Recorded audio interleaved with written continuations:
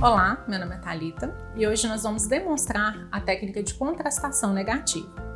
Essa técnica é uma técnica muito simples, fácil de ser executada, que nos diz muito sobre a estrutura de uma amostra, como por exemplo de um vírus, de uma bactéria, de uma proteína, de vesículas extracelulares. Então essa técnica auxilia muito quando a gente quer avaliar estrutura, dispersão, concentração de uma amostra. Essas amostras, elas não possuem coloração natural.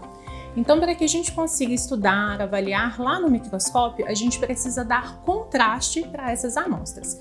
Então, o que a gente faz aqui na contrastação nada mais é que pegar essas partículas em suspensão, depositar em uma grid e depois contrastar. Muitas vezes a gente utiliza algumas soluções que contêm metais pesados, como a uranila, ou alguns outros contrastantes, como o ácido fosfotúndico.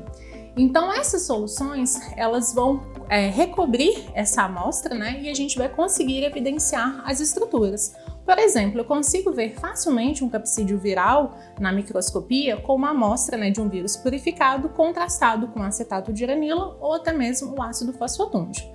Então a gente vai fazer a demonstração, como que é feito, né? Quais equipamentos que eu preciso, como que é o protocolo, então a gente vai demonstrar nessa aula de hoje. Então agora nós vamos demonstrar como é feita a técnica de contrastação negativa. Para essa técnica nós utilizamos aqui no centro de microscopia a tela do tipo Lace Carbon. Ela tem um recobrimento, né, de carbono e nesse recobrimento ela tem uma malha e é como se fosse uma teia de aranha, né, uma malha cheia de buraquinhos.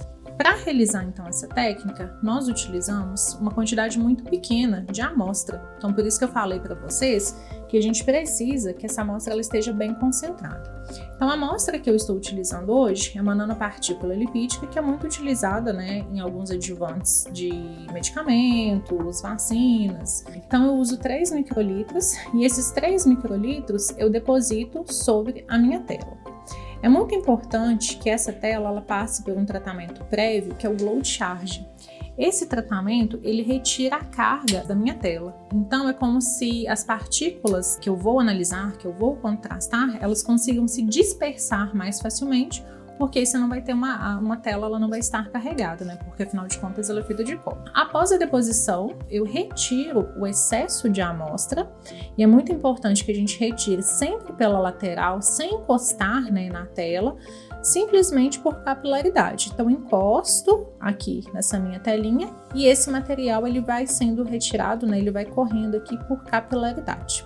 É muito importante que a gente retire, né, esse excesso para que não fique uma concentração muito alta, isso também interfere nas análises, né? Então vai contrastar muita coisa e aí a gente não vai conseguir evidenciar aquilo que a gente realmente precisa. Bom, depois disso, o que eu faço? Eu adiciono o meu contrastante. Então é muito importante, quem for realizar essa técnica, que busque na literatura os principais tipos de contrastante, qual é o mais ideal para o seu tipo de amostra. Então no caso de hoje, eu estou utilizando um ácido fosfotúndico. Então adiciono também cerca de 3 microlitros desse ácido fosfotúndico aqui na minha amostra e eu aguardo cerca de 30 segundos. Existe uma variação, como eu falei para vocês, de protocolos, né? Então tem protocolos que eles fazem a lavagem desse material, mas aqui padronizamos sem a lavagem do material, né? Então adiciona a amostra e não precisa de realizar lavagem.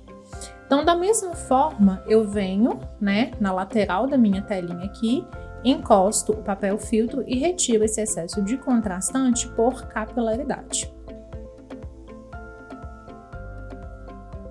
Então assim que essa amostra, né, ela estiver seca, a gente deixa um tempinho ela aqui secando, eu posso guardar essa minha amostra, né, essa minha telinha no grid box e a gente aguarda cerca de um dia, né, de 24 horas para que a gente faça a análise dessa amostra lá no microscópio.